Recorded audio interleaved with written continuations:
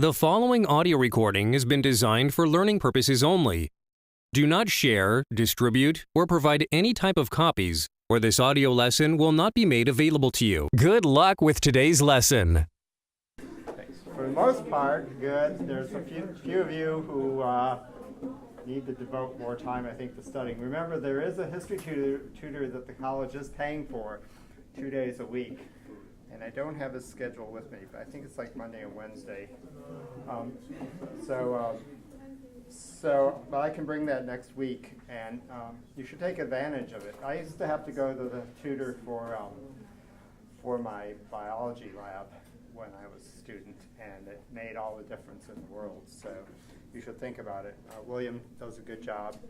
So anyway, so we can go over this just to be sure that there are not any errors. And I do have the written part, but if you want to see it, you can see me after class. So number one is who are abolitionists and people who sought to end slavery. It's D. 2, why did the South secede from the Union? And that is because of slavery and Lincoln's election, and that's B. What was the first major battle of the Civil War for number 3, and that's Bull Run, or Manassas, since it was known in the South, D. 4 is which amendment to the Constitution abolished slavery, and that is 13th Amendment, and it's A. 5, the three-day Battle of Gettysburg occurred in July of 1863, and that's A. 6, General Sherman left a path of destruction through Georgia known as the March to the Sea, and that's C. 7, most Southerners were required to swear an oath to the United States and apply for a pardon personally from the president if they had $20,000 or more in wealth. That's A. 8, Nathan Bedford Forrest and John B. Gordon founded the Ku Klux Klan. A. 9, the Freedmen's Bureau was the first social welfare program, helped to educate ex-slaves and aid them in adapting to their lives as free people. C. 10, where did General Lee surrender to General Grant? At Appomattox Courthouse, and that's C. 11, what were the black codes, a recreation of slave codes that were used to control freedmen? C. 12 is Republicans in Congress became infuriated and impeached President Johnson when he fired the Secretary of War, which violated the Tenure of Office Act. A. 13, the 15th Amendment to the Constitution gave all American men the right to vote, and that's D. 14, white Southerners used the term carpetbaggers to describe Southerners who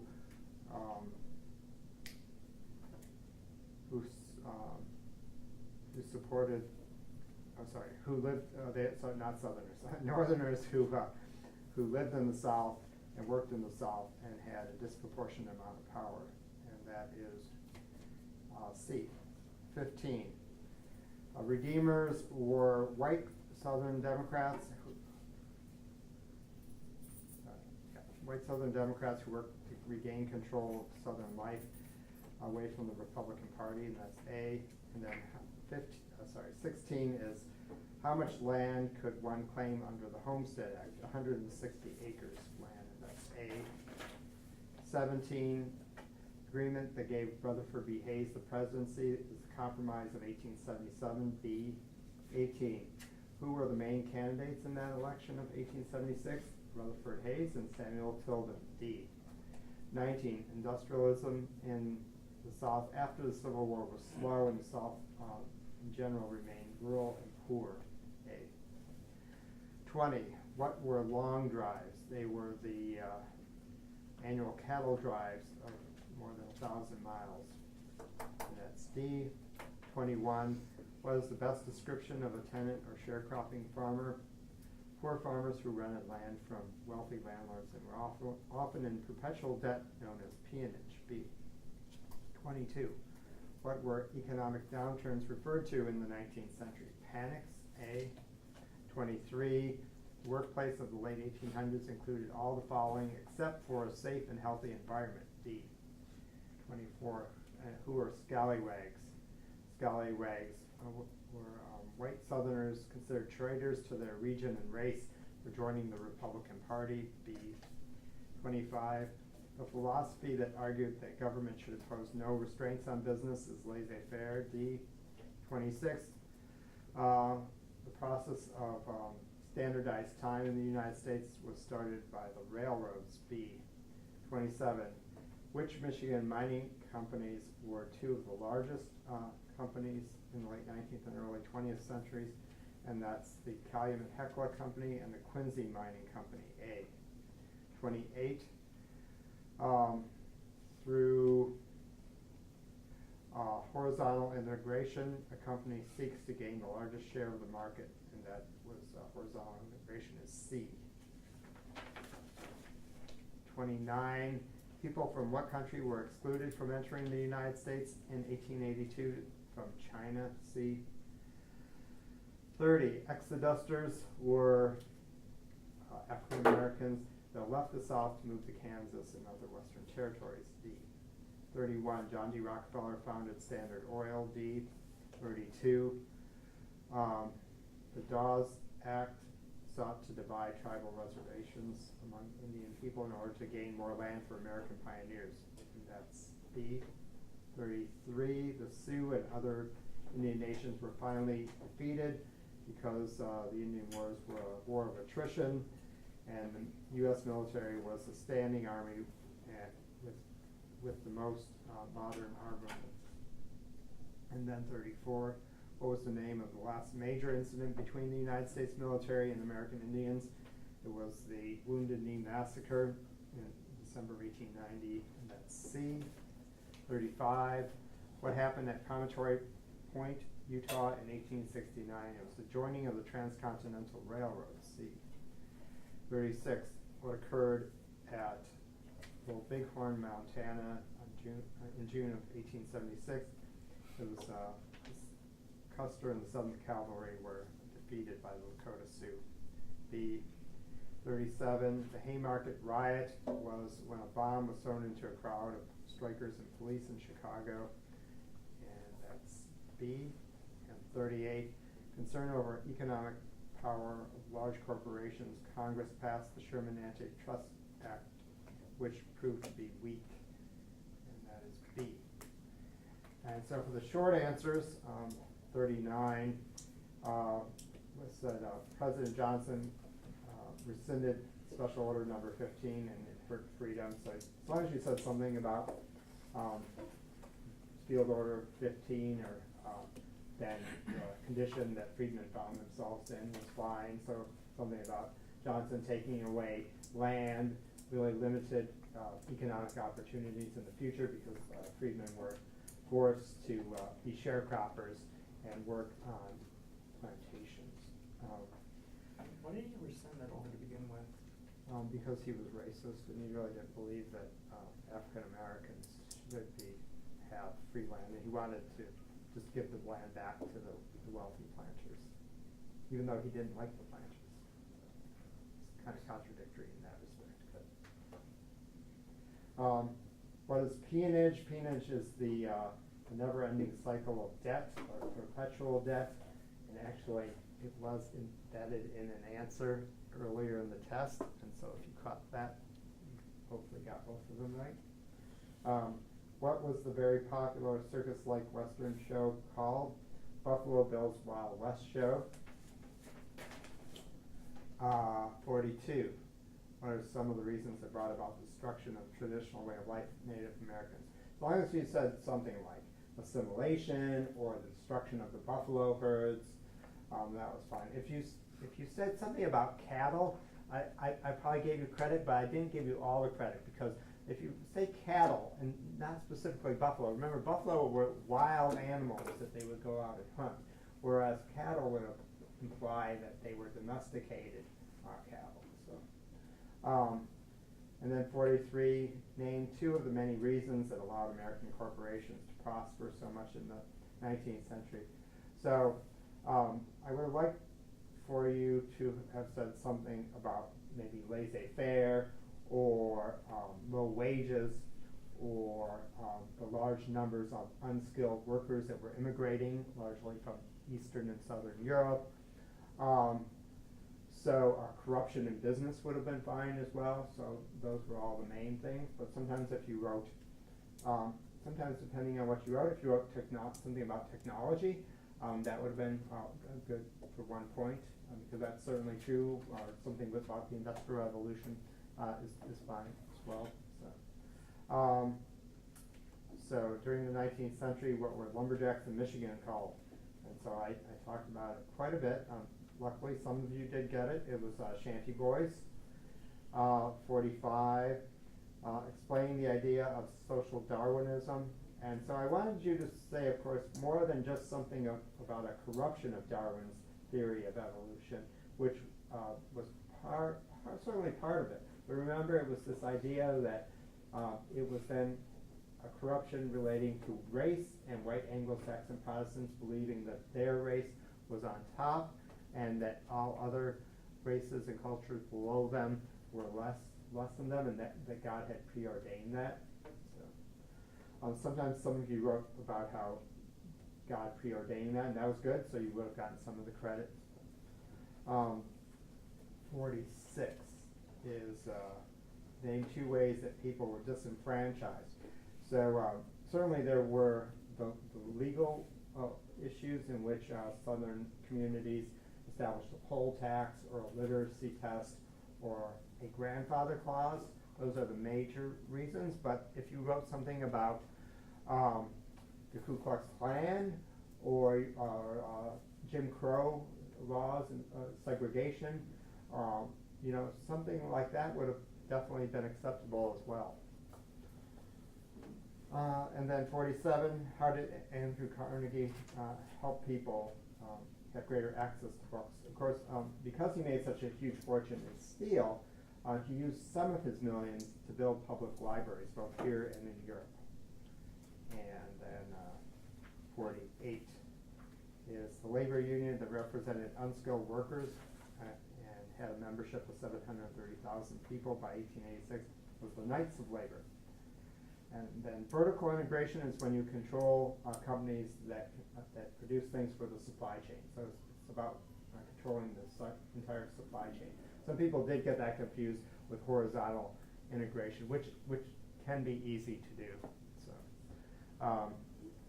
when it's all new to you. So anyway, and then 50, how did the railroads help the United States prosper in the 19th century? So as long as you wrote something about how it was able to open up the West, transport people and goods quicker to markets, and opened up new communities in the West, something like that would have been fine. So in general, most people got that. That was good. And then as far as the extra credits, the 10% plan was Lincoln's plan for Reconstruction, in which 10% of the population in the southern state took an oath to the Constitution, and then states could write a state constitution and apply for statehood. The Comstock Lode was the $400 million largest discovery of silver in the United States, and it was Virginia City, Nevada. Some people wrote it was in Virginia. It was Virginia City, Nevada. Okay. How many millionaires were created in the United States by 1890 was 4,000. That was actually the very last slide of my last lecture. And then what dance was performed by Native Americans that was performed to rid the land of white settlers? It was the ghost dance. And then name one of the 2 important copper mining companies. That was also in an earlier question, so hopefully you realize that and you got it. So Calumet-Hecla and the Quincy Mining Company, but I would have actually also accepted, even though it wasn't the late 19th century, but let's try and be nice. If you wrote the Cliff Mine, technically the Cliff Mine was very successful, but it closes around the time of the Civil War, so it's not the late 19th century. But I gave it to you anyway if you remember the Cliff Mine. So, and many of you did, so that was good. And then what was one reason that led to the failure of Reconstruction? So Of course, there were many reasons. The public tired of just the whole turmoil of Reconstruction and the South always pushing back.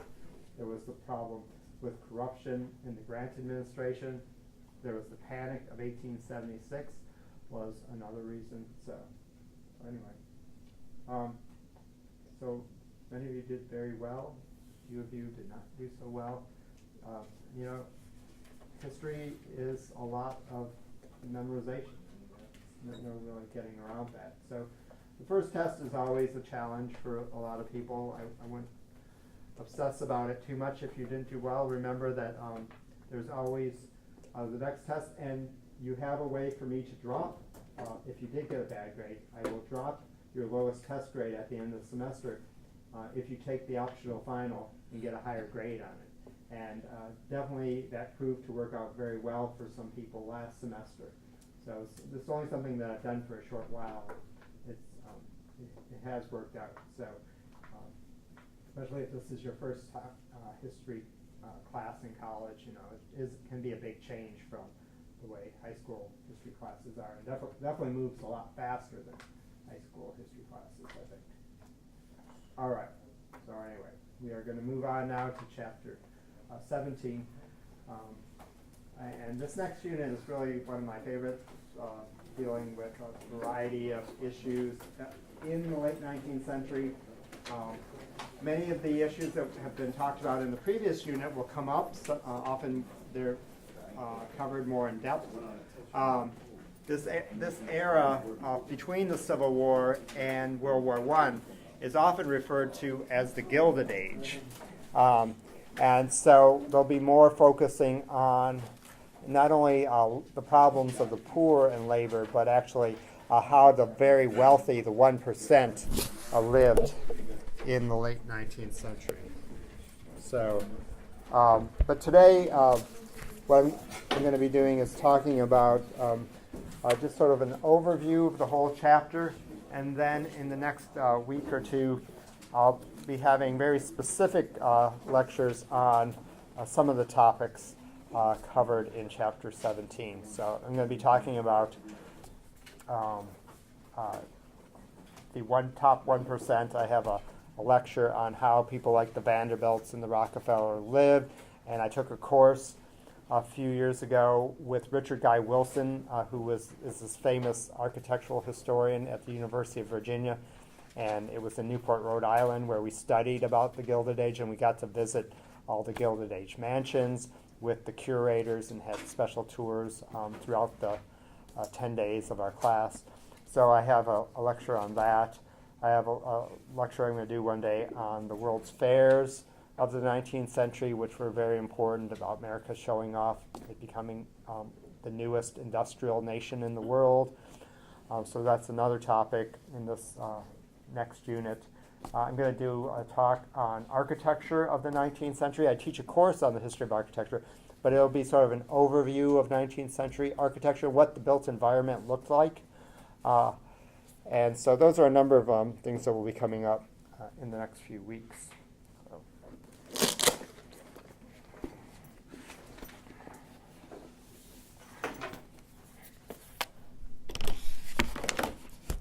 And, oh, you know what? I also have your vocabulary list. I did manage to get all of that corrected. I'm not always this quick, so sometimes there's a week between the time you take the test and when I can get it back to you. But I somehow managed to get them corrected this time. Let me pass these back as well. Oh, and I had a few no names, so if you don't get it back, come up and take a look. Two people didn't write their names, so I could give you a grade. Overall, most people got all the points. So maybe there's three people on. Lewis.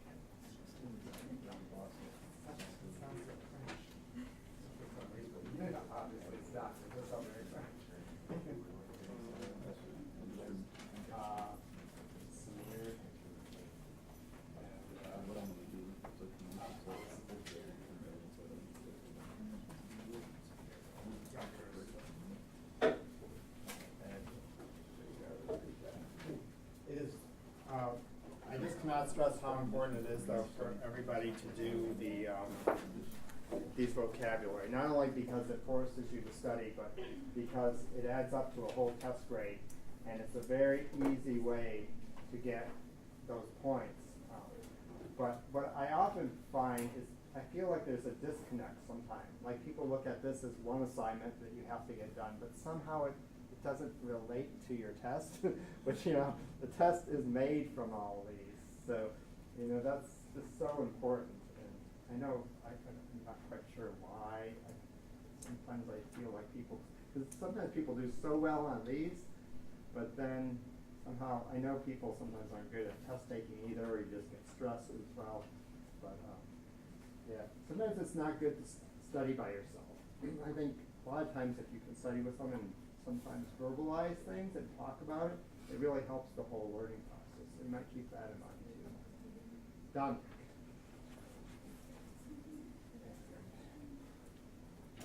Davis.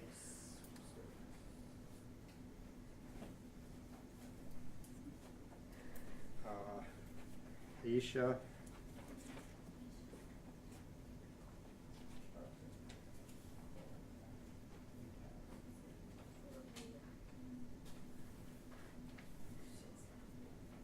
Donovan.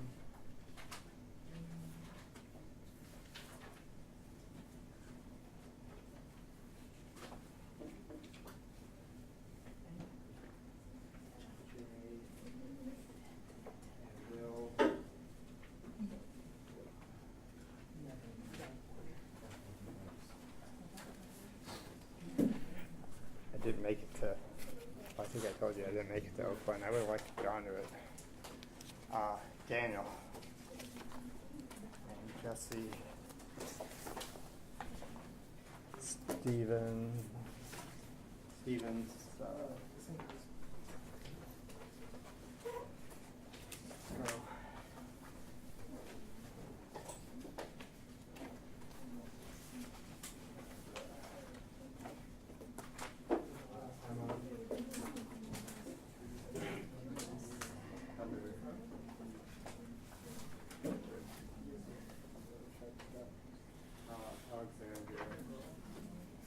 Alexandria. Did India come in? Nina. That's what all the grandkids call my mom.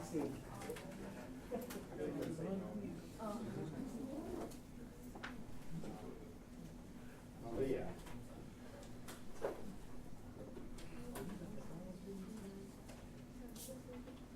And Bailey. Andrew. John.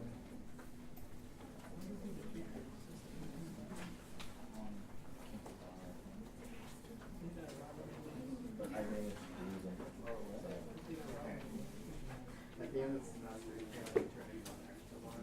Okay, I'll make it one of those. Allie.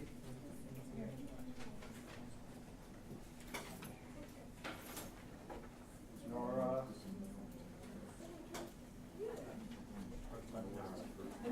Actually, that's our dean's name. Yeah. Samir. That's right. Samir's name. Okay. Did anyone not get one back? Oh, maybe it's.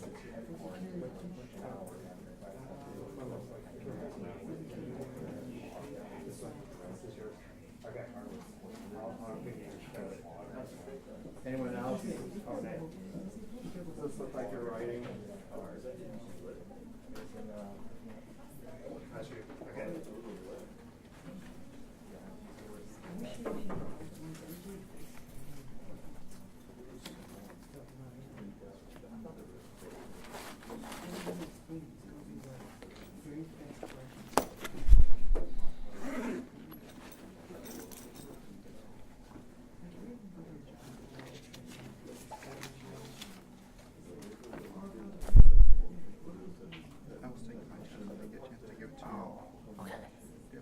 All right. don't, but that's okay. I will put it here so I remember to put my book.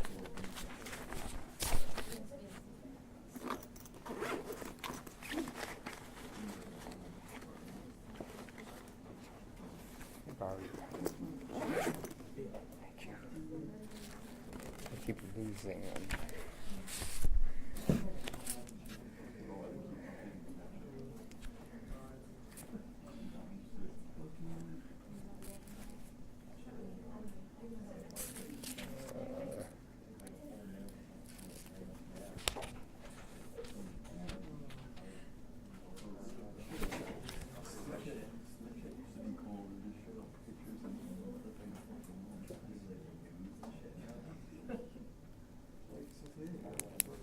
Excellent.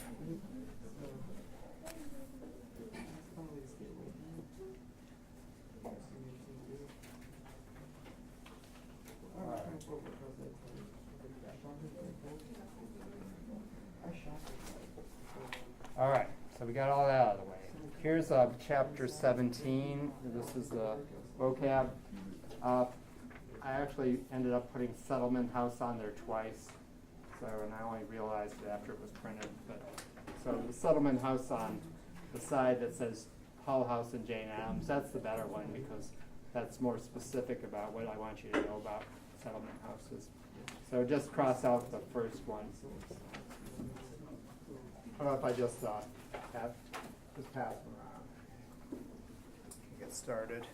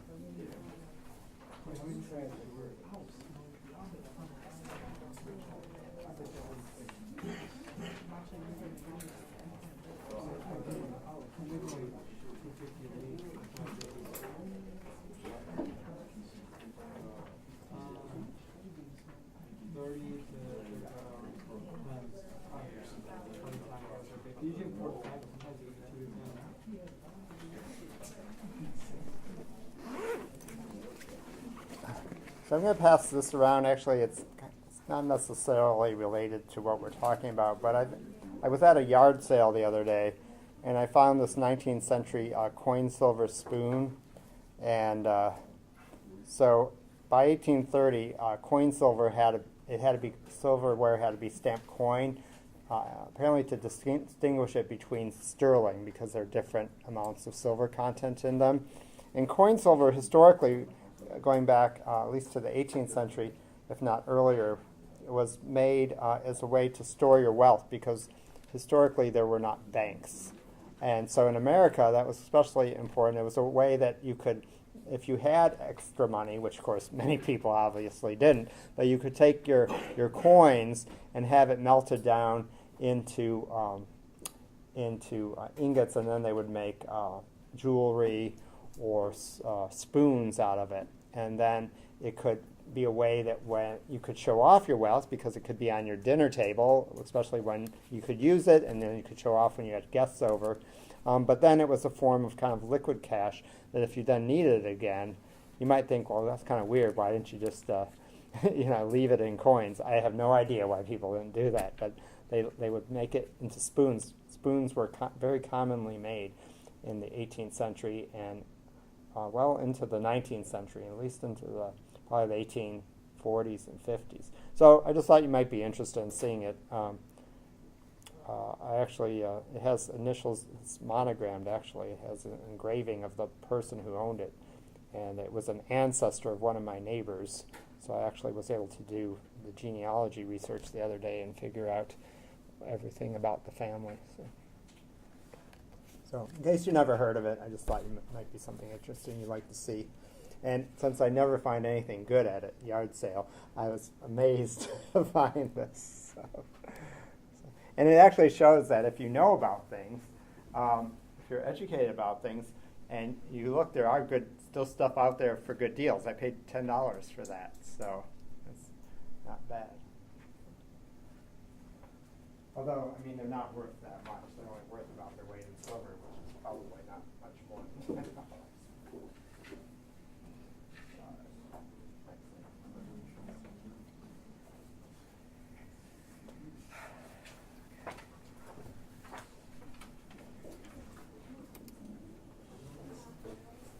All right, so chapter 17 is about the Gilded Age, becoming America becoming a modern society. And of course, as we've been studying in the last few weeks, there are a lot of problems in society here in the United States in the years after the Civil War. Besides, good things that are going on, a lot of money is being made. International corporations, these huge corporations are being founded. And a lot of wealth is being concentrated, though, with the owners, and and certainly the middle class is growing because of the growth of industry.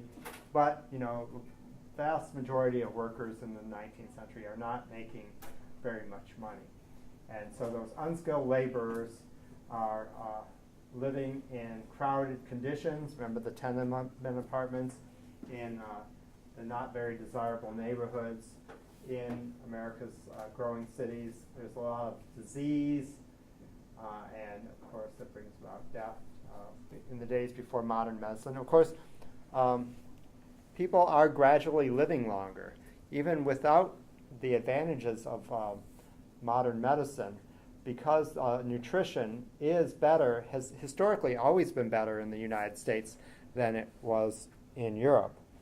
But with that said, there's still a lot of problems. Cities, of course, have huge problems dealing with drinking water.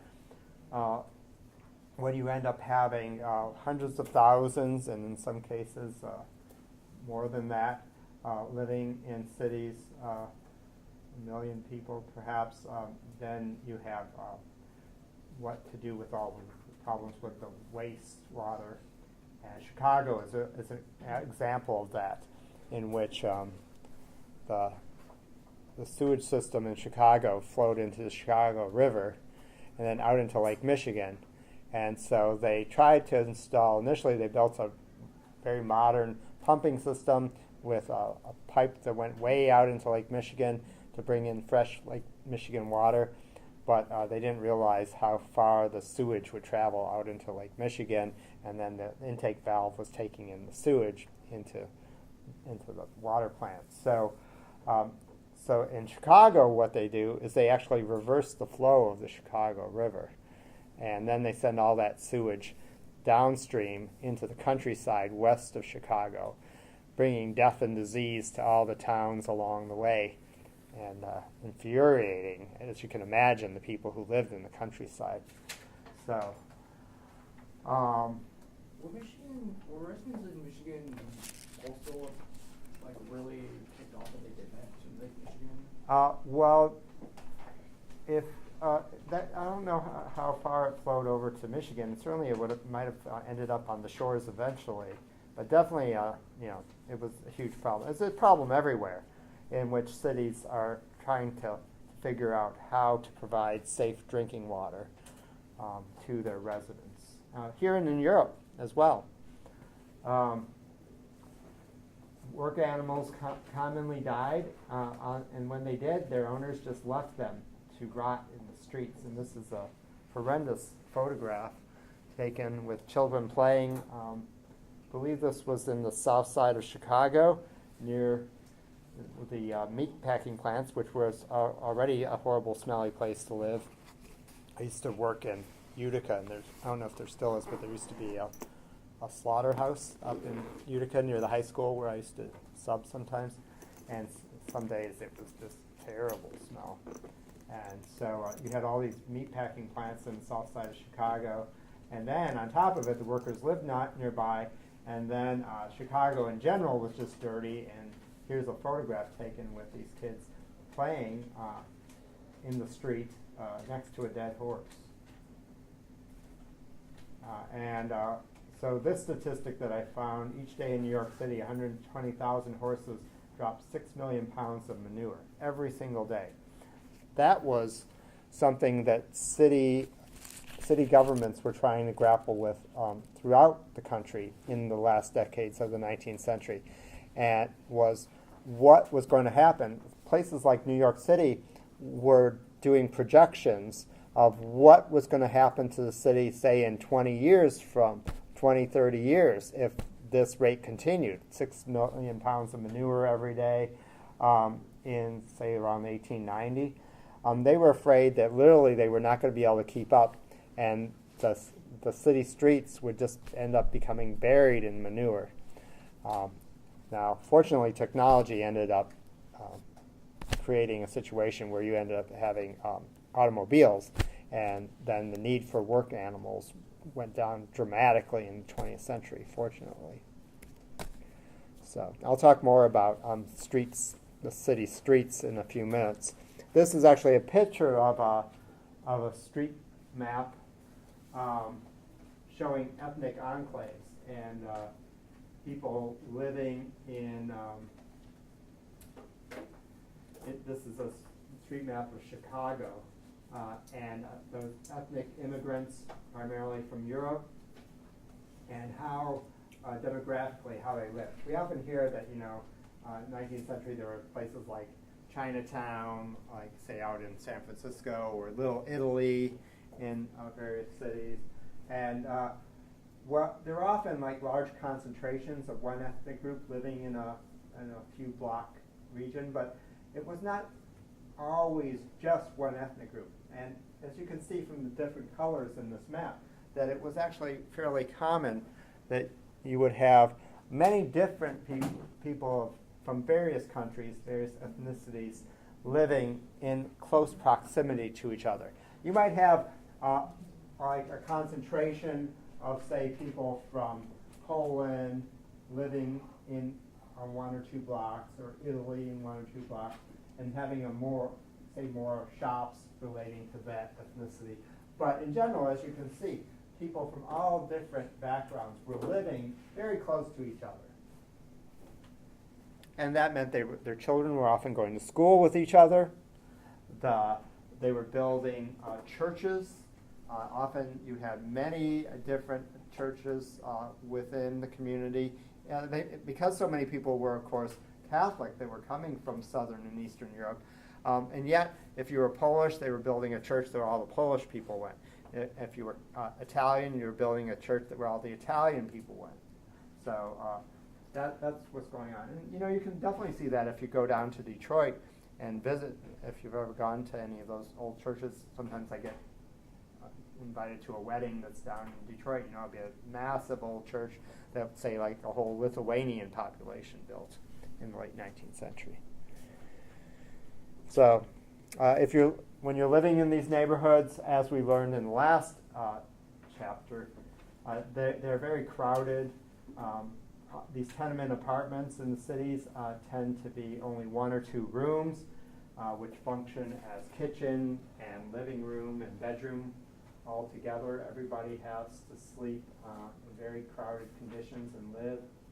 And so this is a photograph showing just that, a 2-room tenement apartment. It has an exterior window on the interior because that's how the light would penetrate. You would usually only have one window. And either you face the back, perhaps a courtyard or an alley, or if you're on the other side of the hallway, then you face the front, and then, there'd be a hallway in the center of the building, and with these 2 rooms, 2-room apartments. So pretty tight quarters. Sometimes what happened was a lot of young, like say, if it's very common for like the men of the family often to come over first from Europe or wherever they're immigrating from, and send money back, try to save up, and then bring their family members over within a few years. And so if you're a single man, a lot of times what you're going to be doing is you're going to be sharing an apartment with a bunch of other single guys, and depending on your work schedule, you might be able to get more people packed in there than normally. So what you might do is everybody, like say if you worked from morning to early afternoon, then and another guy had a different opposite schedule, what you could do is then when he left, you would come home. And so you might be able to have like one shift of guys living in the apartment for say 12 hours and another shift of guys. It'd be a good way to save money. But then they often talked about places like this, or like often rooming houses that they rented out beds like that the beds never got cold because people just slept in the same beds all the time.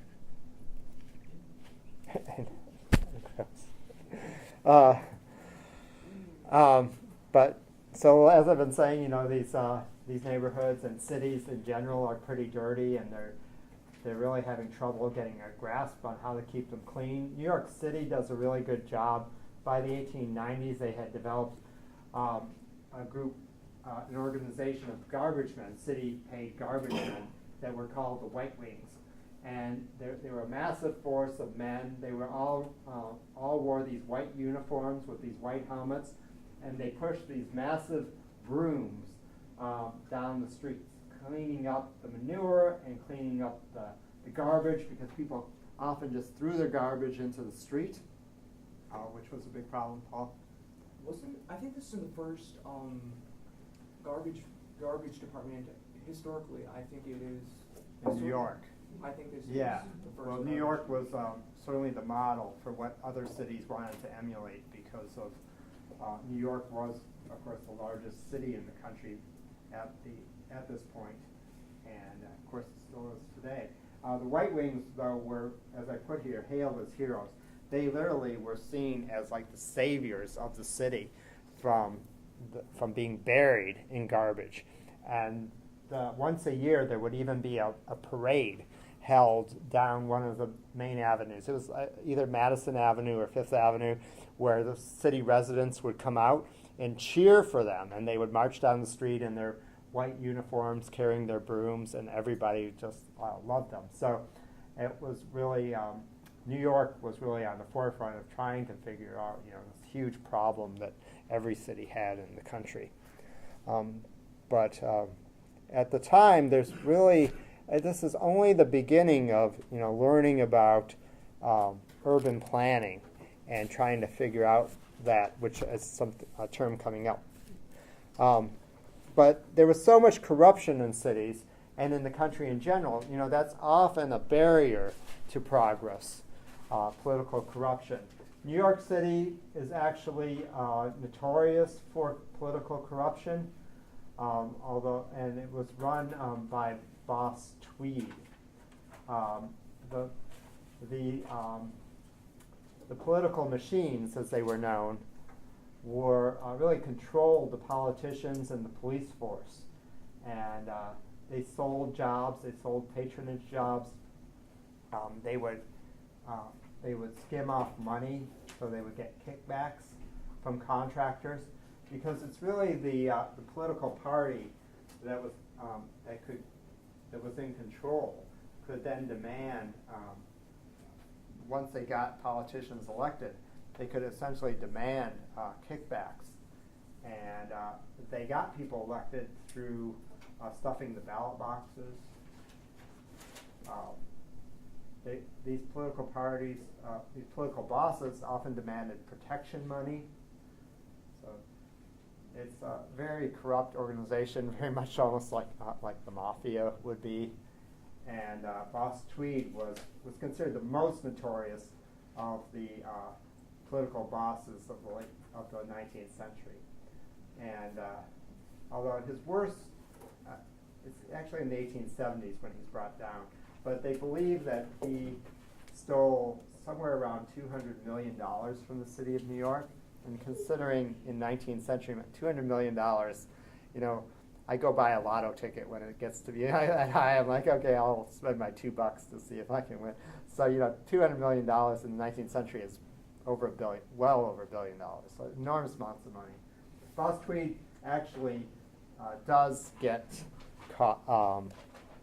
arrested.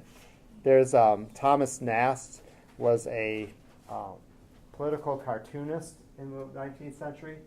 And he actually does a lot of political cartoons about Boss Tweed and his corruption.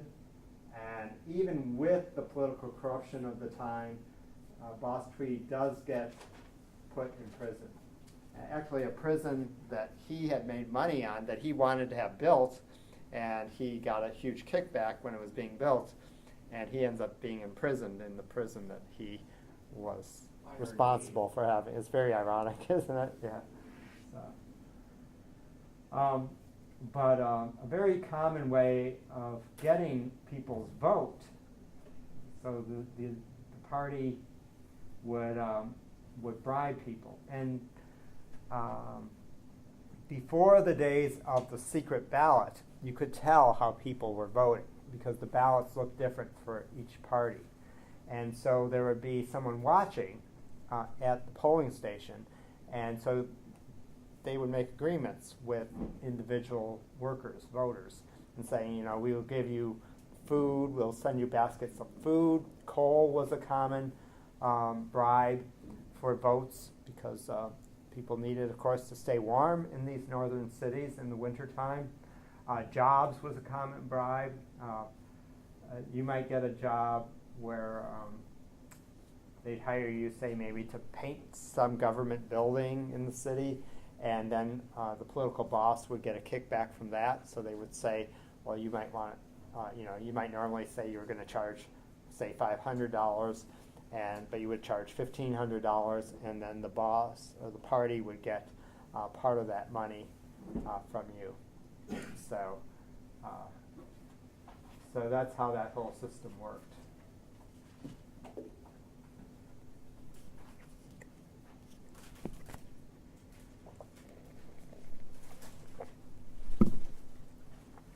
And Boss Tweed controlled Tammany Hall, so that's what the political machine in New York was known as.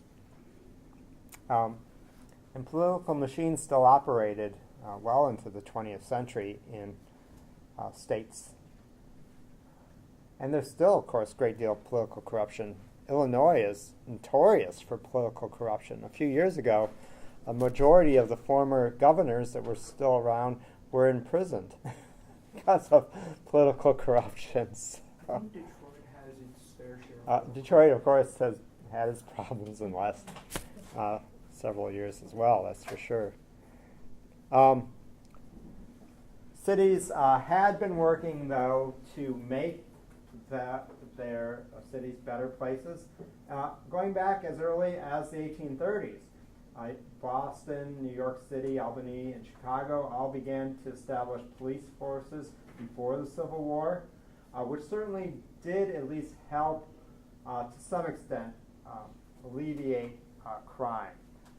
But certainly part of the problem with the whole boss system and the political machines was that the police forces were often corrupt as well because they were controlled by the political machine.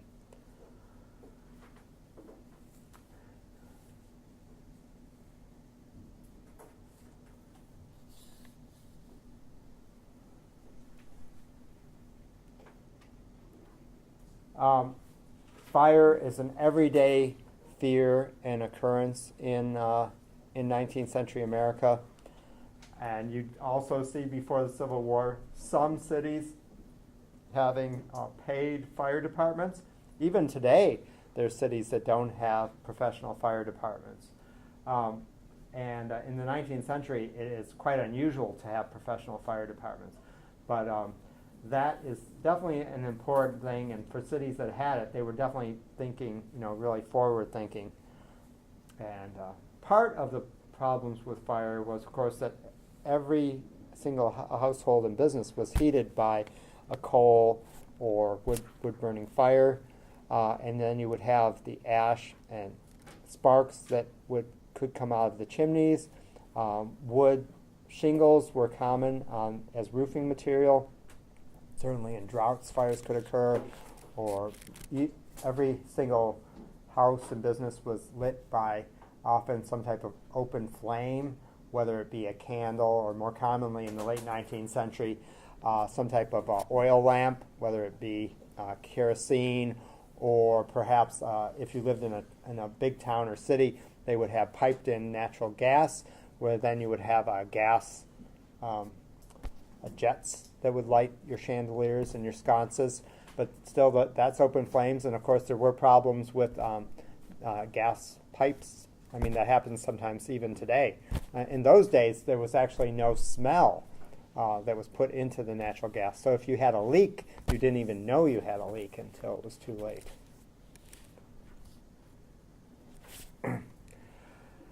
Part of having, so we've talked about in the past the issues with what white Anglo-Saxon Protestants saw as a problem was all this immigration of these people who were not WASPs.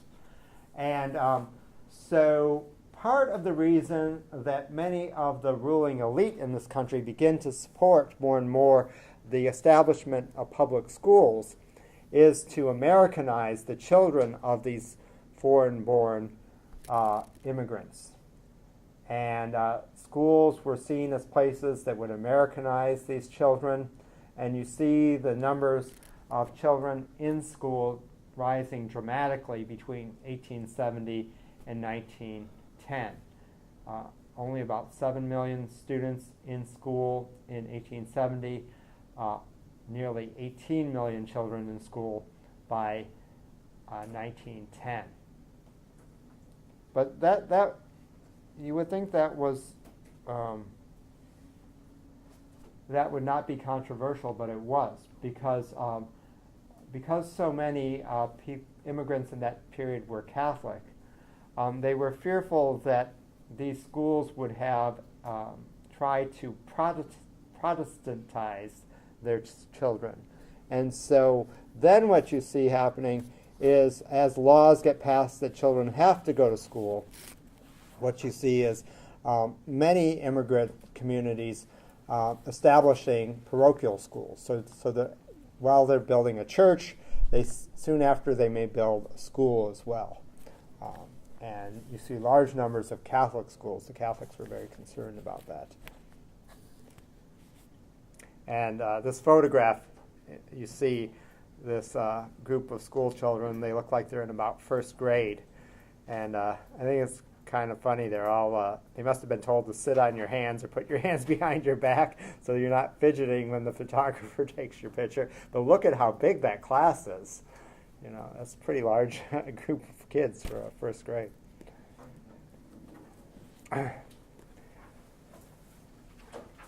With all the social problems of the 19th century, you definitely see, we've seen pictures of, a great deal of poverty. And one woman who is instrumental in trying to help the urban poor, help, say, people who are homeless or mothers with small children, her name was Jane Addams. And this is a photograph of Jane Addams, who established an organization called Hull House in Chicago. And Hull House was a form of settlement house, which were built to help poor women and children in cities, in Chicago specifically, but there were settlement houses other places that were established by other people. It's just Jane Addams became the most famous of the founders of a settlement house.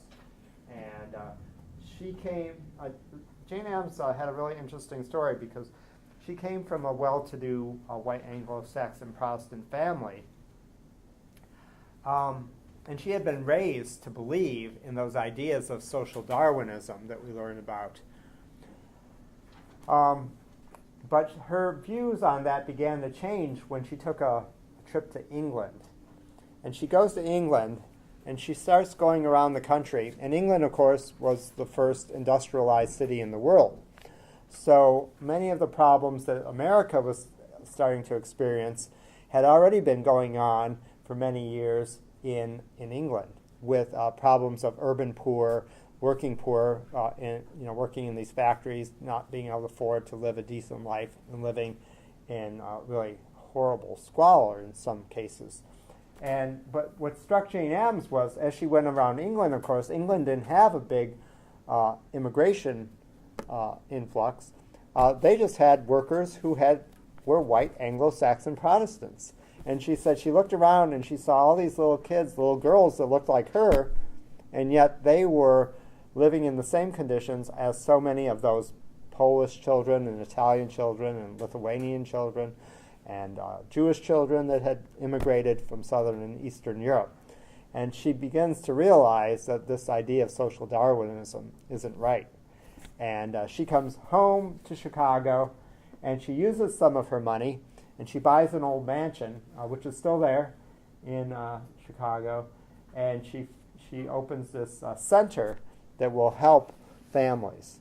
And so it sounds like a very modern idea. You know, we have community centers like that throughout American cities today to help people better their lives. And so here's Jane Addams doing this in the end of the 19th century. And she did have some kind of funny ideas, things like cooking classes. So she'd tell these people from Poland or wherever, like, you got to stop making those pierogies and cooking like you did, and you got to start like making American food, like casseroles. So, that didn't go over so well. Or she'd hold like teas where these women who often their husbands abandoned them. There's a lot of drinking in the 19th century, alcoholism, or men who couldn't adjust to living in the new country and working in a factory if you came from a industrial and from a rural community.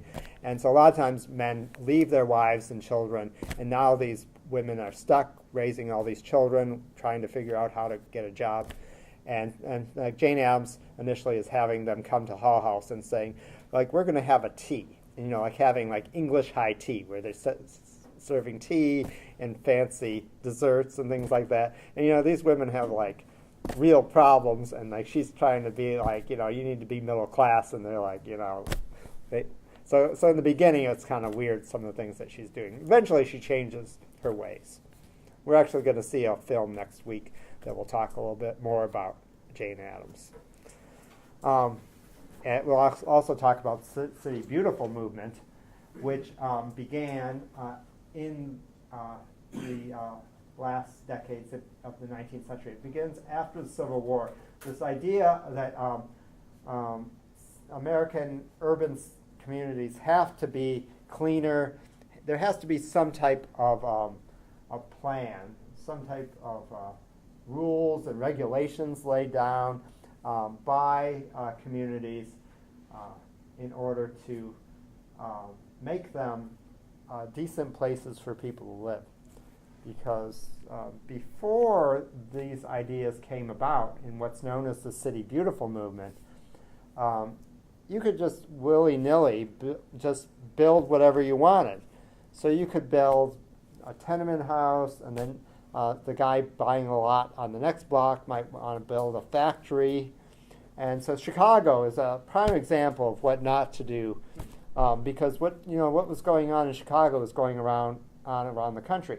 Is that Chicago, they build, there might be a lumber mill next to a turpentine factory, next to some other type of other industry, that like industries that were doing business or like making something that was going to be highly volatile. And Chicago, of course, catches fire in 1871. There's terrible drought that summer, and a big chunk of it burns down. There was actually a firestorm in Chicago where there was like literally like fire tornadoes that jumped the Chicago River.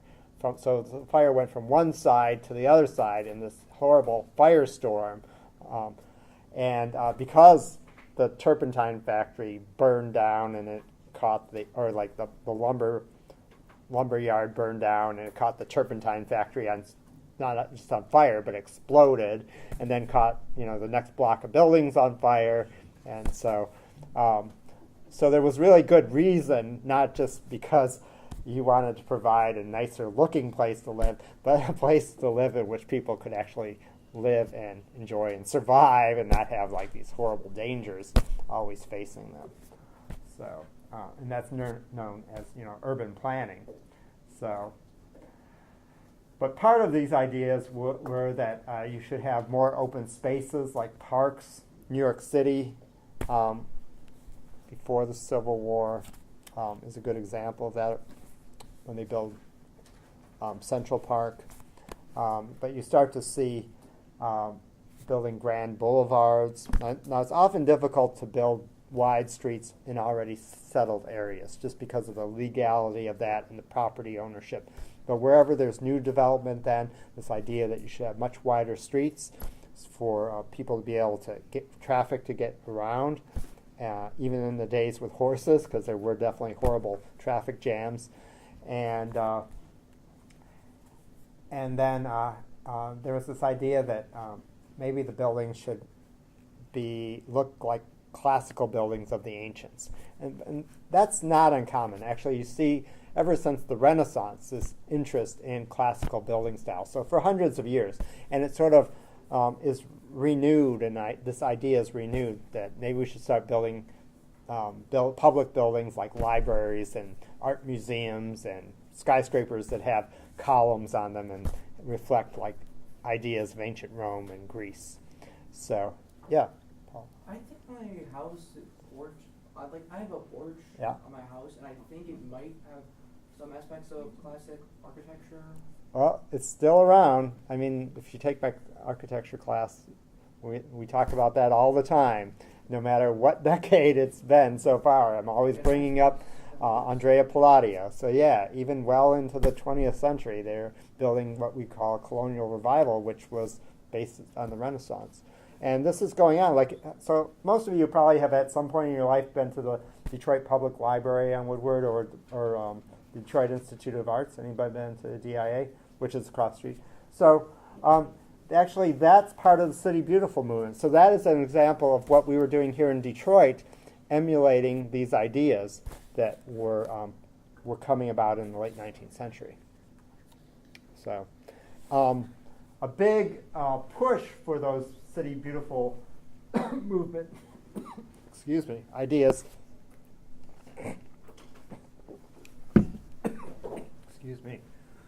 came with the World's Fair that was held in Chicago in 1893. It was officially known as the World's Columbian Exposition. It was nicknamed the White City, and the White City had all these amazing classical influenced buildings with Roman arches and Corinthian columns and arcades and domes, amazing dome administration building here. And millions of people visited that World's Fair in the summer of 1893 from around the country and around the world.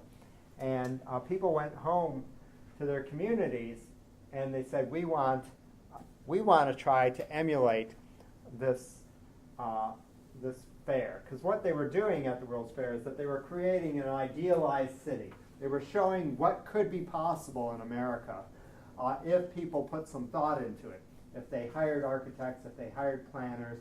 And people were just amazed because, of course, most communities in the country at that time were crammed, smelly places with unhealthy drinking water, and so people go home and say, we want to do that here.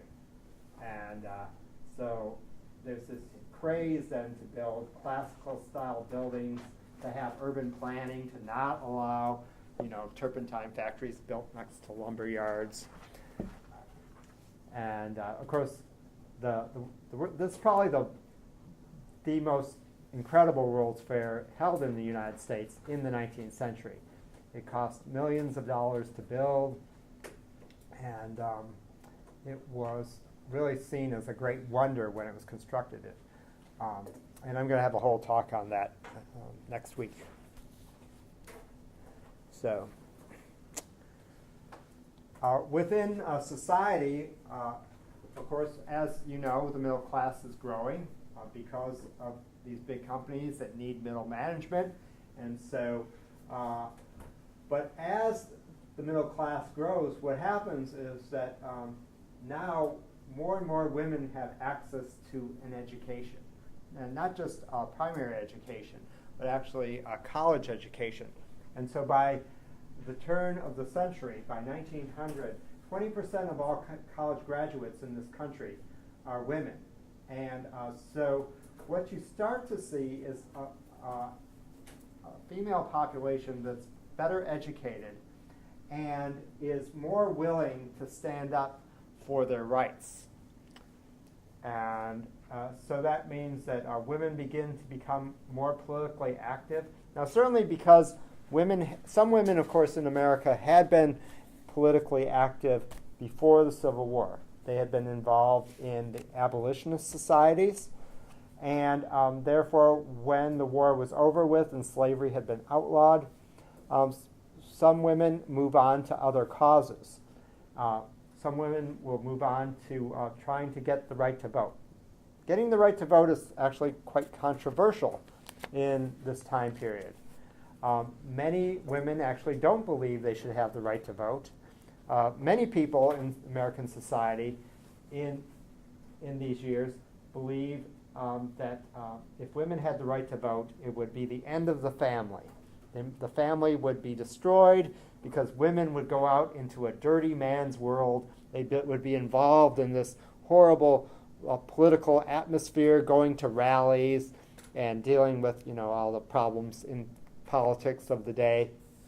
And so many people, men as well, men certainly, and then women, many women were against the vote. But nevertheless, there was a suffrage movement that had begun well before the Civil War, actually, and eventually women would get the right to vote. That's going to be coming up later on in another chapter. These educated women, though, might go on to work, if they weren't working with suffrage, the issue of suffrage, the women's vote, they might work with the temperance movement.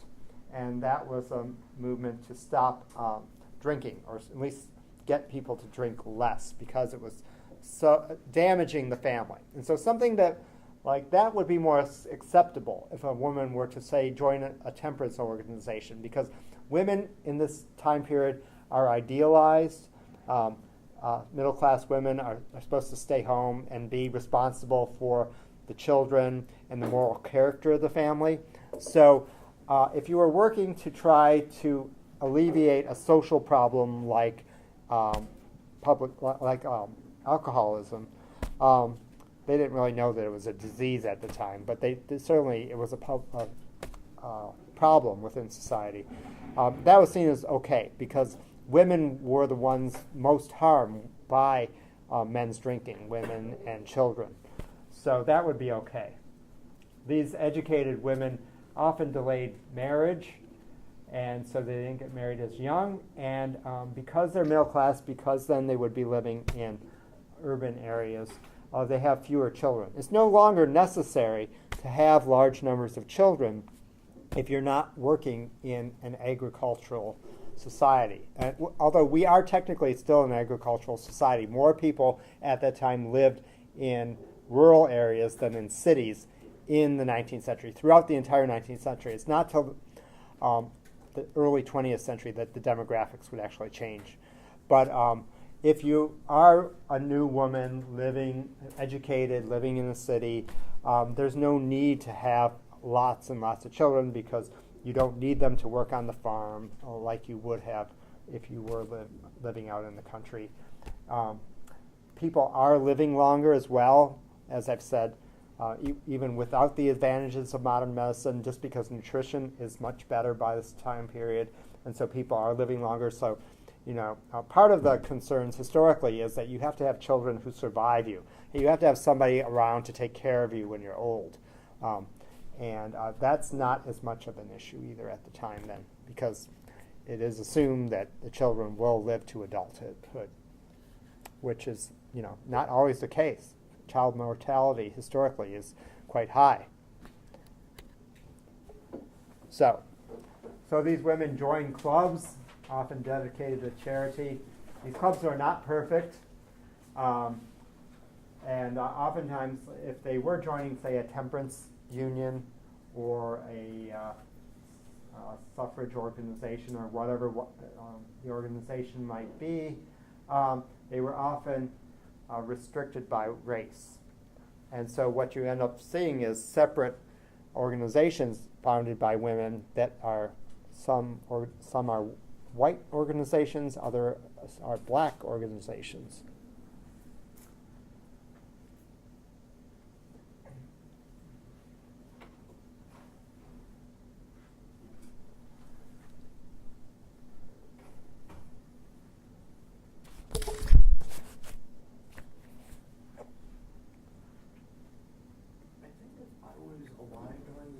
Would not be 18. No, people. There's still, still people. They may live to adulthood, but the people did not live to be 89. Some people, of course, did live to be 89 years old, but on average, people are lucky to make it to in their 50s. But you are seeing actually over the decades the longevity actually of people increasing. So.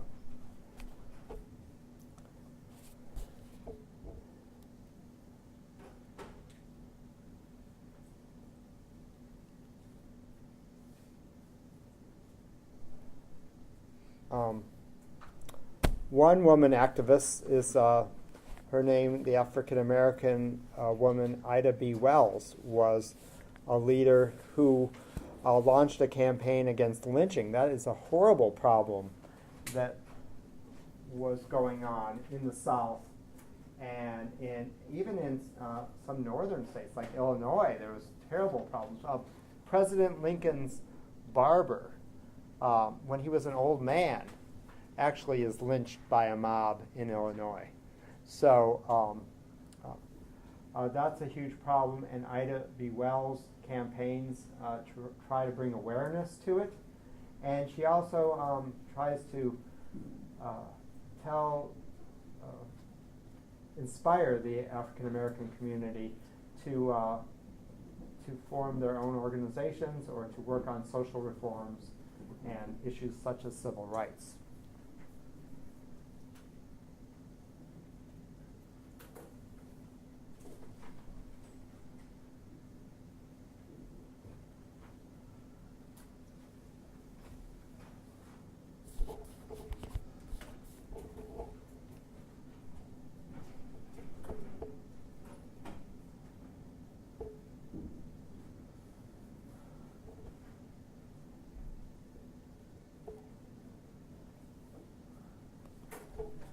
So in the last chapter, we already were introduced to the Grange and how it had been founded in 1882, and how it used its power politically.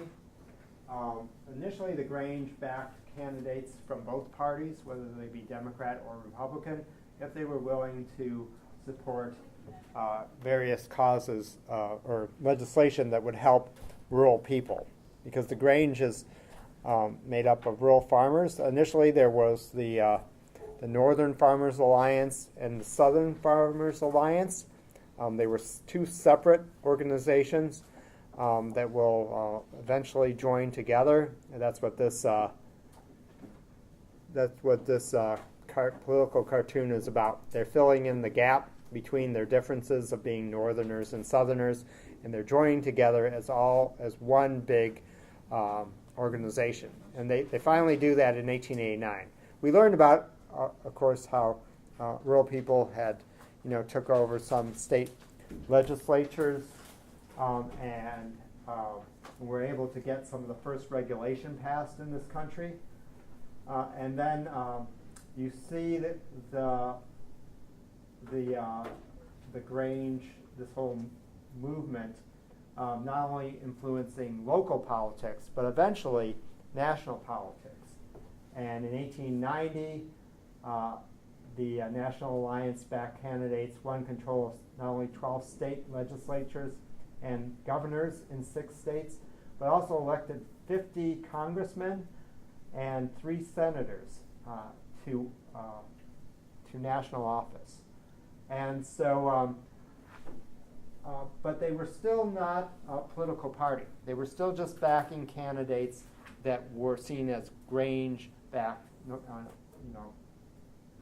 Northern Alliance, or sorry, National Alliance candidates. So they could be Republicans, they could be Democrats.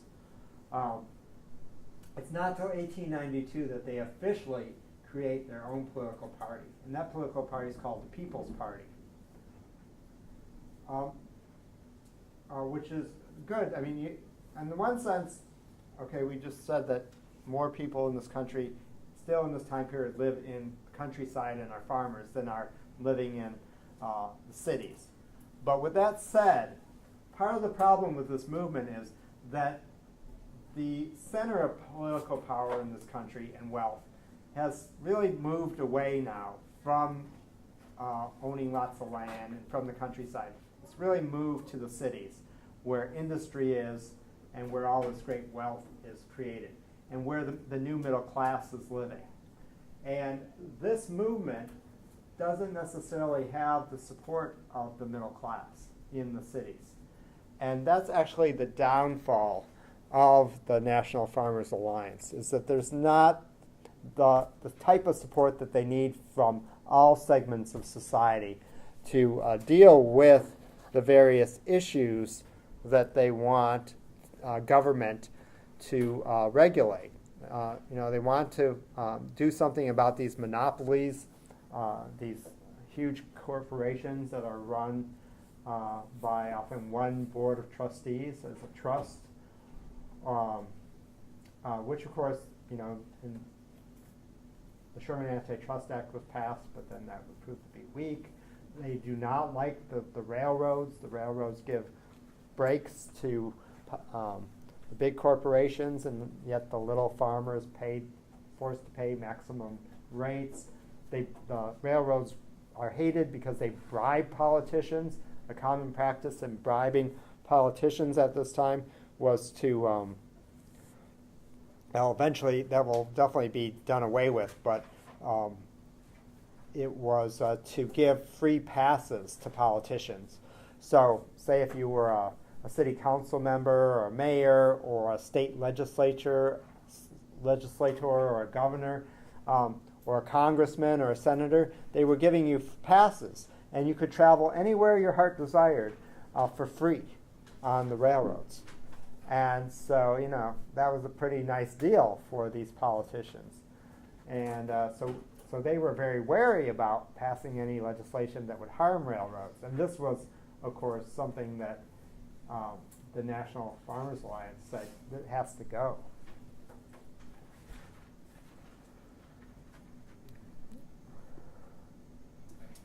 Their political power, though, would fade by the end of the 1890s.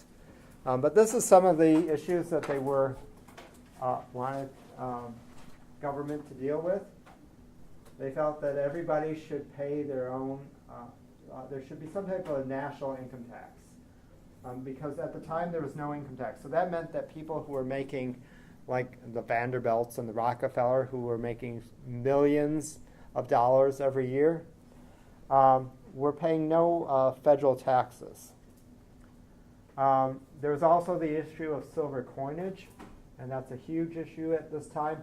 Should the national currency be based on a combination of gold and silver, or should it simply be backed by gold? And farmers and people from states where there were a lot of silver mines tended to back a combination of silver and gold. It was thought that silver would bring about inflation. And since farmers historically have to borrow money to get by before the crop comes in, or to pay for the seed and then live during the time that the crops are growing, they saw this as good because it was believed that silver was inflationary. Whether or not that's true, it's certainly, I don't think it was actually true, but there was this belief that it would create inflation. And so that's an issue. Senators, because of the corruption in government at the time, senators, of course, are appointed by their states according to the Constitution originally. And that was just leading to more corruption in government. So they wanted popularly elected senators, which would eventually happen, but not in this movement known as the populist movement. They supported women's votes, which is really quite extraordinary for the time, very progressive. They wanted government, not only regulation of railroads, but actually they wanted the government to seize the railroads, to nationalize the railroads. They were unhappy with national banks, and this actually relates to the economy and the need to borrow money, and which farmers had to do.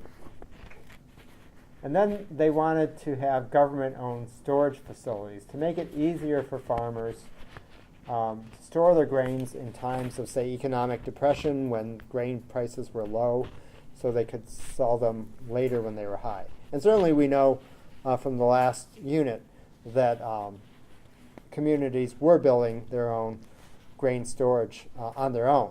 But they thought that this is something that the government could do to help farmers overall.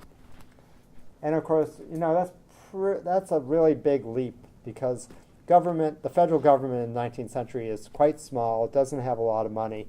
Certainly that's part of the reason why you would need an income tax if the government's going to start spending more money. And so it's not really realistic at the time. And many of these ideas will be taken on in a later movement that basically begins around the time that the populist movement collapses. That's going to be the topic of another chapter. So in 1892, when the People's Party is officially formed, so no longer backing Republican or Democratic candidates, but forming their own party, nominating their own candidates. The People's Party, these rural farmers, nominate their own candidates for the President of the United States and the Vice President of the United States. And because, of course, the National Alliance was formed from the Northern Farmers Alliance and the Southern Farmers Alliance, what they do is they say we're going to have a candidate for president be from the North and the candidate for vice president to be from the South, to show unity on the party ticket. At a time when still, there's still a great deal of bad feelings in this country, to say the least, about the Civil War. Many Southerners never voted ever again in their life after the Civil War. They said they would never participate in politics again. That's how badly some people in the South felt and about what happened with the Civil War and then Reconstruction. And so, but the National Farmers Alliance and the People's Party, they're trying to bridge this gap between the North and the South. And of course, it's the third party, and the history of third parties in this country is one in which they generally are not around for very long, and that's essentially what would happen to them. But there was a significant number of people did vote for the People's Party in 1892. 1 million people voted for Weaver in 1892. So they were attracting a lot of interest. But what often happens when you have these third parties come about, they very quickly attract interest, and within a short period of years, people gradually go back to the two major parties, the Democrats and the Republicans. So Grover Cleveland would win the presidency. In that election, he becomes the 24th President of the United States. Grover Cleveland is actually a quite extraordinary political figure because he had already been president once before being elected in 1892. So he actually was the 22nd President of the United States, as well as now being the 24th President of the United States.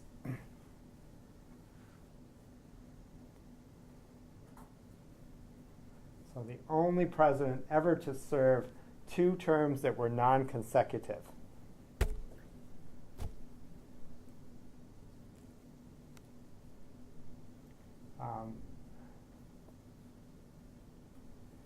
he won the election against the Republican. This is actually quite extraordinary too, because he's a Democrat. And in the period between from the time of Lincoln until Woodrow Wilson, there's only Cleveland as the Democrat as a Republican. So Lincoln, of course, is a Republican, and then there were all Republican presidents up until Woodrow Wilson, who wins the election of 1912.